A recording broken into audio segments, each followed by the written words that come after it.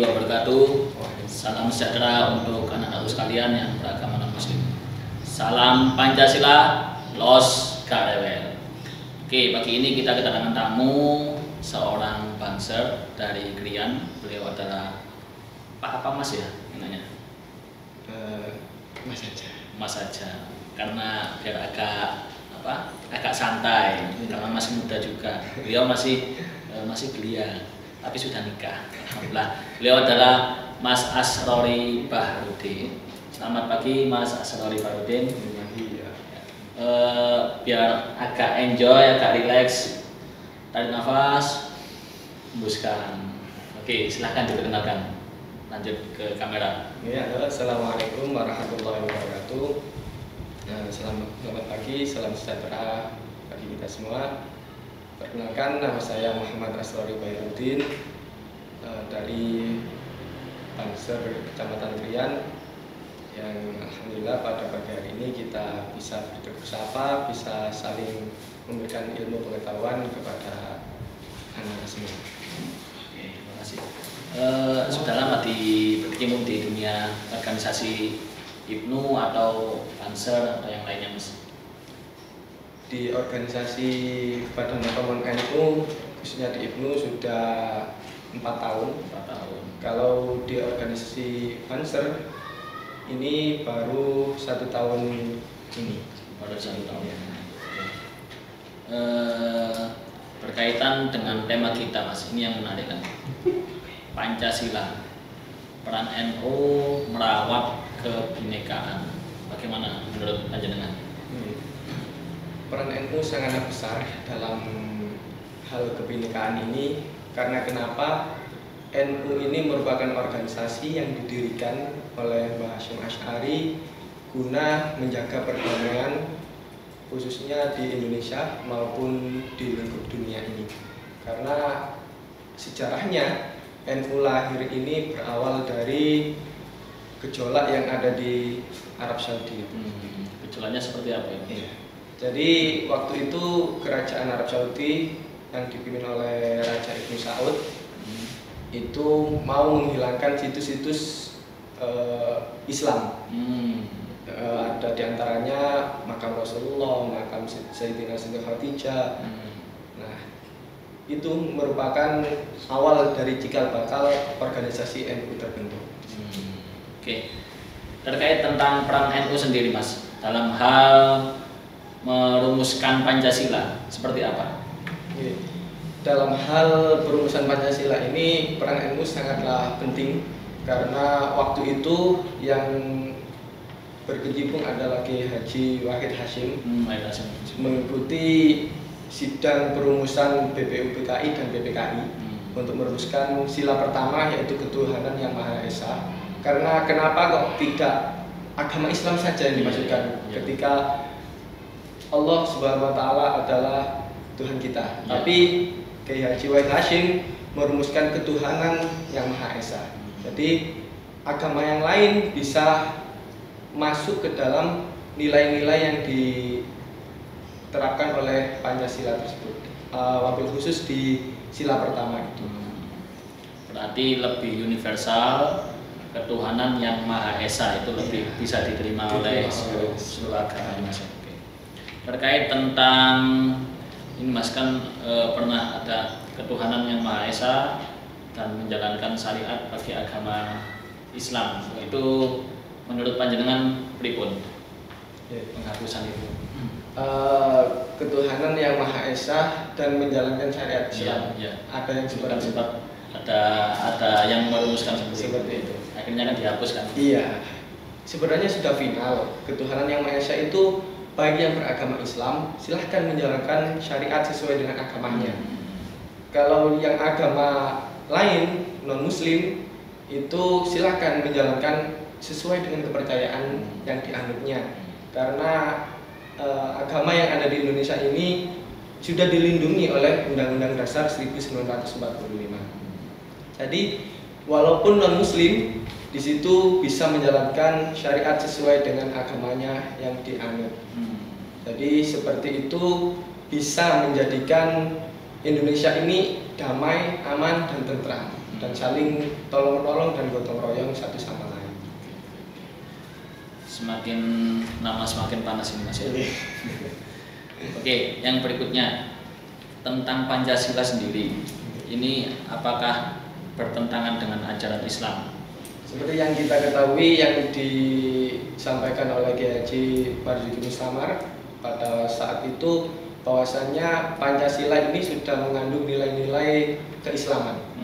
Yang pertama, ketuhanan Maha Esa. Itu sudah jelas, kita masyarakat Indonesia mayoritas mempunyai Tuhan. Tuhan agama kita di agama Islam itu Allah Subhanahu wa Ta'ala. Yang kedua, sudah mencerminkan nilai-nilai kemanusiaan yang adil dan mempunyai adab, ya, kemanusiaan yang adil dan beradab. Terus yang ketiga, persatuan Indonesia. Jadi kita semua bersatu walaupun berbeda-beda suku, agama, ras dan budaya, kita selalu bisa hidup berdampingan, bisa selalu hidup gotong royong dan lain sebagainya. Yang keempat, kerakyatan yang dipimpin oleh hikmat, kebijaksanaan dalam pemusatan perwakilan. Nah, itu kita oleh masyarakat, dipimpin oleh masyarakat sendiri. Kerakyatan yang dipimpin oleh hikmat. Jadi agama lain bisa memimpin agama yang lainnya. Jadi bukan berarti harus yang menjadi pemimpin itu umat Islam. Nah, bukan berarti seperti itu. Jadi Indonesia itu selalu continue, bersinambungan, saling tolong menolong. Yang terakhir yaitu keadilan sosial bagi seluruh rakyat Indonesia. Kita selalu bersikap adil, walaupun ini agama Islam, ini agama yang lain yang non Muslim, kita selalu adil dalam membagi terkait dengan sistem pemerintahan. Yang berikutnya, apa alasan Anda menurut panjenengan Pancasila sebagai falsafah dan ideologi bangsa ini sampai saat ini kok masih bertahan? Menurut panjenengan berikutnya. Mengapa bisa bertahan falsafah Pancasila ini? Karena yang pertama, selalu mengedepankan ideologi ketuhanan. Jadi manusia yang memiliki Tuhan akan bisa merasakan perasaan orang lain, tidak egoisme. Jadi ini bisa diterima oleh masyarakat, khususnya di masyarakat luas. Ini bisa diterima walaupun berbeda-beda tetapi tetap satu jua. Walaupun kita berbeda agama, tetapi tetap kita dalam satu wadah negara, yaitu Negara Kesatuan Republik Indonesia. Jadi itu yang menjadikan falsafah Pancasila ini nilai-nilainya akan selalu diterima oleh masyarakat Indonesia, dan pada saat ini masih tetap percaya Pancasila. Selanjutnya tentang Bhinneka Tunggal Ika ya Mas. Kan artinya berbeda-beda tapi tetap satu jua. Ini kan berasal dari, kalau nggak salah, kitab Kakawin Sutasoma. Ini pada abad ke-14 Mas. Disusun oleh Empu Tanggular dengan bahasa Jawa kuno. Nah, beliau ini kan non Muslim. Nah, mungkin agama Buddha atau Hindu, saya nggak paham.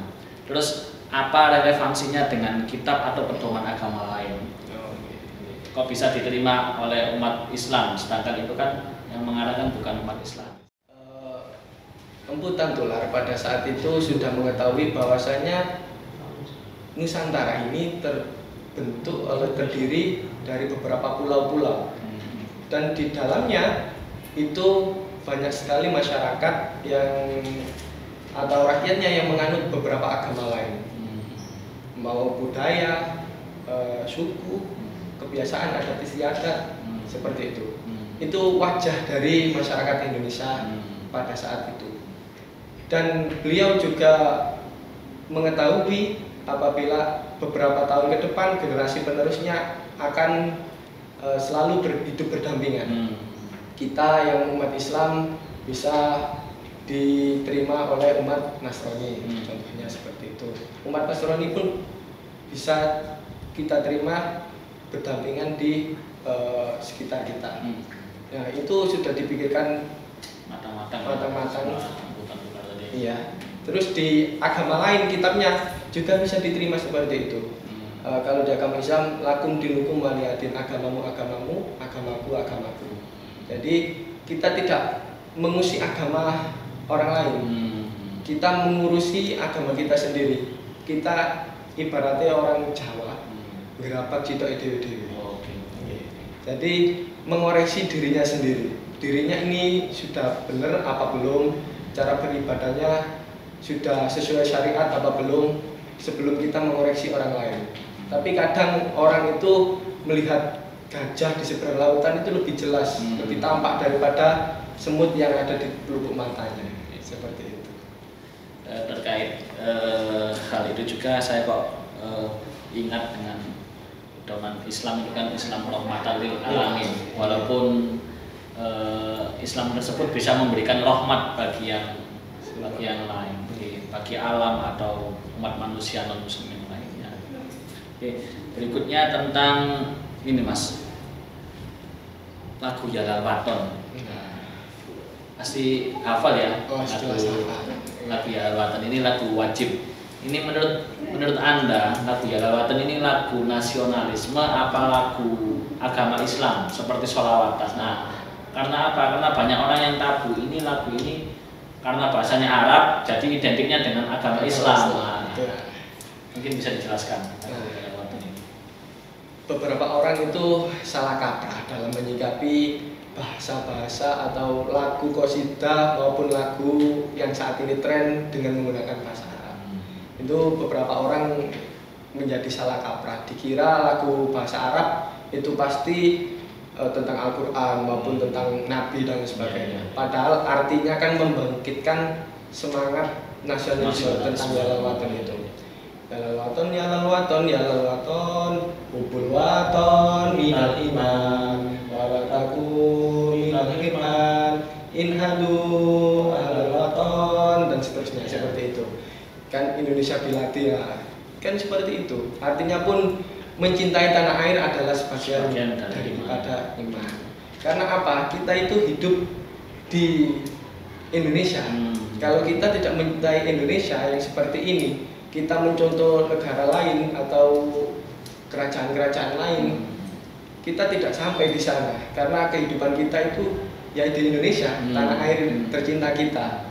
Jadi lagu Jalal Waton itu boleh dinyanyikan oleh semua agama, baik itu dinyanyikan di gereja, di masjid, di lapangan dan lain sebagainya, tidak apa-apa, karena itu bentuk dari cinta kita kepada tanah air kita.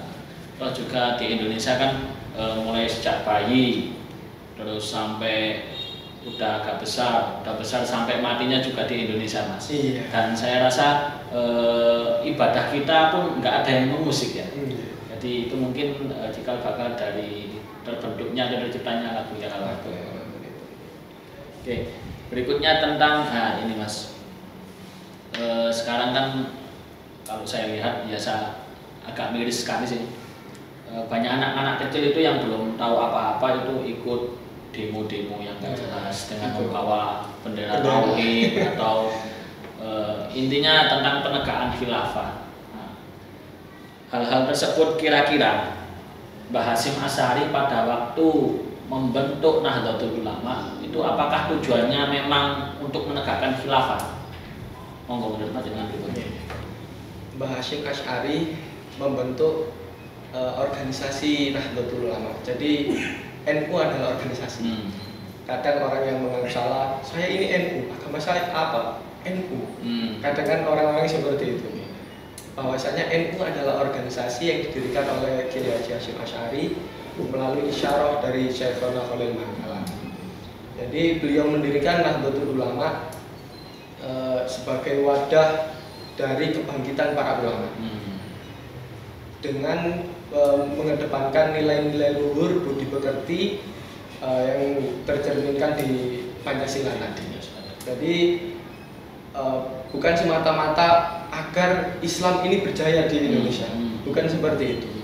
Tapi Mbah Hasyim Asy'ari mendirikan ini supaya generasi penerusnya, kita ini sebagai generasi penerus Nahdlatul Ulama, sebagai santrinya Mbah Hasyim Asy'ari, bisa menjaga kesatuan dan persatuan yang ada di Indonesia. Tapi apabila kita mengedepankan syariat Islamnya untuk mendirikan Nahdlatul Ulama itu mungkin yang non Muslim, yang contoh saudara kita yang berada di Bali, berada di luar Jawa, yang biasanya mayoritas warganya non Muslim, nah itu tidak bisa menerima kita, tidak bisa menjaga kedamaian yang ada. Yang ada saling bertengkar, saling mengusik, dan saling terjadi beberapa terorisme dan terjadi tidak hidup damai, konflik yang seperti di Timur Tengah seperti itu. Terkait tentang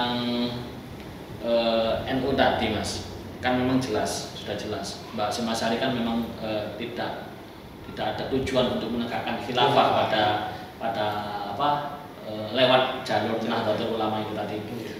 Akhirnya kita sambungkan lagi dengan hubul watan minal iman tadi. Mencintai negara adalah sebagian dari iman, ya. Imannya siapa? Iman seluruh agama juga. Tentang hal hubul watan minal iman, mungkin bisa dijelaskan Mas. Mencintai negara adalah sebagian dari iman, tanah air adalah sebagian dari iman. Menurut panjenengan gimana konteks tersebut? Dalam hal mencintai negara atau mencintai tanah air sebagian daripada iman. Apabila kita tidak mengedepankan keimanan atau tidak mempunyai iman dalam hal mencintai negara ini, kita akan tidak mengedepankan gotong royong. Karena apabila iman kita miliki, percaya, iman kan artinya percaya. Nah, kita tidak memiliki iman, kita akan menjadikan suatu negara itu berbeda-beda jadinya. Berbeda kulit saja sudah ini bukan seiman dengan saya. Berbeda berbeda agama, berbeda pendapat, wah sudah tidak seiman dengan saya. Nah, itu yang menjadikan khawatir, karena mencintai negara itu, mencintai tanah air adalah sebagian dari iman. Kita cintai apa yang ada di sekitar kita, di lingkungan kita cintai, di tetangga kita cintai, maupun di masyarakat kita juga mencintainya. Jadi insya Allah akan tercipta suasana yang damai, aman, dan tentram seperti itu. Jadi garis besarnya hubul watan minal iman itu tadi mencintai semua yang ada di tanah air.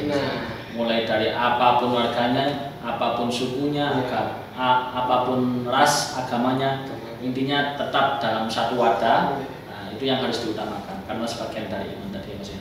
Oke. Selanjutnya tentang hal, nah ini, menurut Mas Asrori, apa yang salah dengan metode khilafah apabila diterapkan di Indonesia? Waktu kuliah dulu, saya pernah mengikuti seminar tentang khilafah. Jadi khilafah itu metode yang ditegakkan untuk menegakkan syariat Islam. Sedangkan di Indonesia ini benar mayoritas agamanya beragama Islam, masyarakatnya terbesar beragama Islam. Tetapi apabila kita keluar daerah yang mayoritas agama Islam, kira-kira hukum Islam itu apakah bisa diterapkan? Kan itu tidak mungkin diterapkan di suatu daerah tersebut. Jadi makanya ada Pancasila, ada undang-undang. Nah, itu yang bisa diterima oleh masyarakat luas di Indonesia ini. Jadi saya rasa khilafah ini kurang tepat kalau didirikan di Indonesia. Ya seperti itu. Kita datang ke daerah yang mayoritas masyarakatnya non Muslim. Contohnya di Manado, di Bali. Nah, kira-kira hukum Islamnya bisa nggak diterapkan? Jelas tidak bisa. Nah, makanya kenapa kok kita berideologi Pancasila, undang-undang, nah seperti itu. Agar semuanya bisa diterima ya Mas. Iya. Tadi misalnya ada istilah PBN itu Mas. Pancasila, Bhinneka Tunggal Ika, Undang-Undang Dasar, NKRI dulu Mas. Pancasila, Bhinneka Tunggal Ika, NKRI, UUD 45. Kok ya pas PBN itu aslinya kan pengurus besar Nahdlatul Ulama, pas Pancasila, Bhinneka, NKRI, UUD 45. Sudah pas, sudah pas, sudah diisyarah oleh para ulama. diisyarahkan para ulama.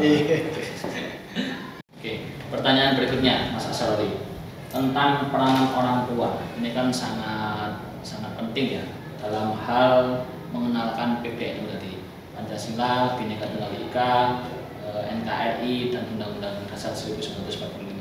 Bagaimana menurut Mas Asrori peranan orang tua itu seperti apa pertamanya? Iya. Peran orang tua sangatlah penting dalam mendidik anak untuk mengenalkan PBNU tadi, Pancasila, Bhinneka Tunggal Ika, NKRI dan Undang-Undang 1945. Karena kenapa? Di dalam PBNU atau Pancasila tadi mengajarkan nilai-nilai tentang tolong menolong, terus kebersamaan, saling mengulurkan tangan satu sama lain, saling menghargai tentang agama yang lain. Orang tua harus mengenalkan terkait dengan ibadah anak-anak. Jadi meningkatkan iman, terkait dengan saling tolong menolong, terkait dengan menghargai, terkait dengan menghayati nilai-nilai kesopanan, tingkah laku dan keseharian, perilaku keseharian tadi. Terus Bhinneka Tunggal Ika ini untuk menghargai satu sama lain. Jadi berbeda-beda meskipun tetapi tetap satu jua. Berbeda-beda tetap satu jua. Walaupun kita berbeda-beda, orang tua harus menjelaskan kita lunak sama, hidup di dunia ini sebagai manusia. Kita sebagai ciptaan Tuhan, sebagai makhluk sosial. Kita harus saling tolong menolong, saling membantu, saling memberi. Nah, itu orang tua harus menerapkan nilai-nilai tersebut. Gunanya mendidik anak supaya nanti besar tidak saling menghujat, tidak saling membelakangi, tidak saling bergesekan satu sama lain. Seperti itu. Kalau undang-undang sudah jelas sebagai penghayatan kita supaya tidak melakukan kesalahan atau melanggar hukum, karena itu ada undang-undangnya. Kalau kita melanggar, otomatis kita akan ada sanksinya tadi ya. Disanksi. Berarti pengaplikasiannya PBNU peran orang tua itu lebih ke arah tindakan gitu ya Mas. Jadi bukan hanya teori saja. Iya. Oke, ini yang terakhir Mas, pesan-pesan Anda kepada Bapak Ibu atau anak-anakku sekalian tentang hal untuk merawat kebinekaan atau PBNU tadi seperti apa? Pesan-pesannya. Pesan-pesannya untuk anak-anakku sekalian atau anak-anak yang ada di rumah.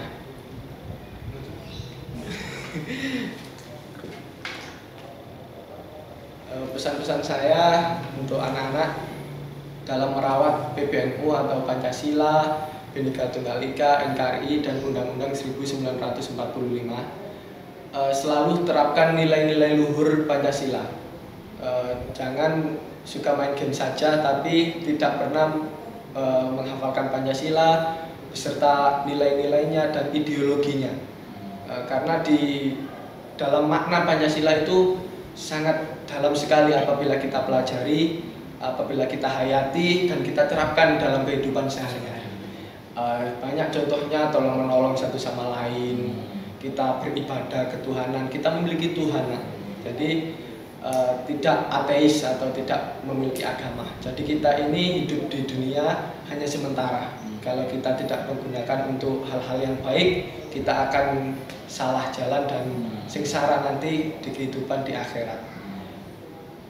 Terus belajar menghayati Pancasila, menghayati Bhinneka Tunggal Ika, NKRI harga mati. Ada yang merongrong NKRI, kita harus pasang badan, kita harus menjelaskan bahwasanya NKRI harga mati terdiri dari pulau-pulau, suku, ras, agama yang sangat banyak sekali, dan Undang-Undang 1945 harus kita terapkan dalam kehidupan sehari-hari. Terima kasih waktunya Mas Asrori, hampir setengah jam ya kita ngobrol tentang PBNU dan nggak terasa. Oke. Untuk anak-anak sekalian, seperti apa yang kita diskusikan tentang hal-hal tersebut, Pancasila merawat kebinekaan. Jadi ada beberapa poin. Pada intinya, PBNU, Pancasila, Bhinneka Tunggal Ika, NKRI, dan Undang-Undang Dasar ini harus kita pegang erat. Karena apa? Karena hal itulah yang membuat kita masih utuh. NKRI ini masih utuh karena adanya 4 pilar tadi. Terus sesuai dengan sekolah kita SMP Pancasila, Pancasila itu harus kita kedepankan dalam hal tindakan. Jadi bukan hanya teori saja. Oke, sekian dari saya Mr. Lee Minho. Saya bersama Mas Asrori mengucapkan terima kasih banyak yang sebesar-besarnya. Pancasila los gak rewel.